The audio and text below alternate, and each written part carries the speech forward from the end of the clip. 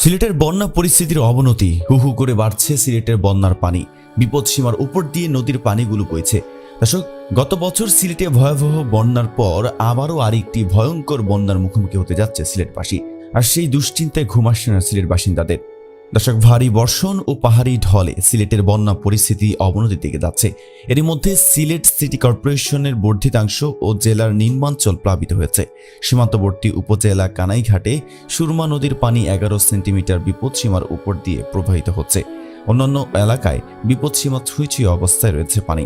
সিলেট পানি উন্নয়ন বোর্ড বলছে, যেভাবে উজানের ঢলের পানি প্রবেশ করছে তাতে আরও বেশ কিছু নদী বিপদসীমা অতিক্রম করতে পারে। এতে আতঙ্কে রয়েছে নদীর তীরবর্তী বাসিন্দারা। স্থানীয়রা জানান, রবিবার ভারী বর্ষণে সিলেট নগরীর ঘাসিটোলা, কানিশাইল, কুশিঘাট ও সিটি কর্পোরেশনের বর্ধিত এলাকা মোহাম্মদপুর, সৈয়দপুর, জাহানপুর, টেক্সটাইল রোড, মায়ারচর, কুচাই, বদিকোনা সহ বেশ কয়েকটি এলাকা বন্যার পানিতে ডুবে গেছে। এছাড়া নগরীর বাইরে সীমান্ত ও হাওর বেষ্টিত এলাকা কানাইঘাট, জকিগঞ্জ, বিয়ানীবাজার, কোম্পানিগঞ্জ ও জৈন্তাপুর উপজেলার নিম্নাঞ্চল বন্যায় প্লাবিত হয়েছে। এতে অনেক মানুষ অলরেডি পানিবন্দী হয়ে পড়েছে।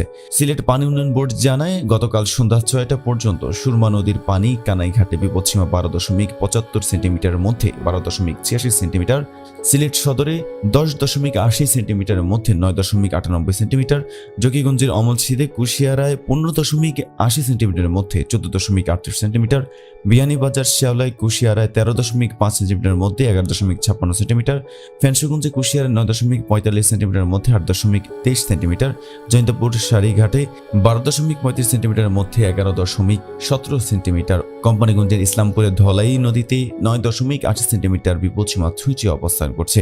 এছাড়া জাহানপুর, সৈয়দপুর ও মোহাম্মদপুরের অধিকাংশ এলাকা পানির নিচে রয়েছে। দুদিন পরে 21শে জুন সিটি কর্পোরেশন নির্বাচন হবে। এভাবে বৃষ্টি হলে এই এলাকার অধিকাংশ বাসা বাড়ি পানির নিচে ডুবে যাবে। ভোটাররা ভোট কেন্দ্রে আসা কঠিন হবে বলে জানান তিনি। সৈয়দপুর আবাসিক এলাকার সৈয়দ জাহান সরকারি প্রাথমিক বিদ্যালয়ের সহকারী শিক্ষিকা শারমিন আক্তার বলেন, বিদ্যালয়ের চারদিকে পানি রয়েছে। রাস্তাঘাট, বাসা বাড়ি পানিতে ডুবে যাওয়ার কারণে শিক্ষার্থীরা ঠিকমতো আসতে পারছে না। স্কুলে ভোট কেন্দ্র রয়েছে।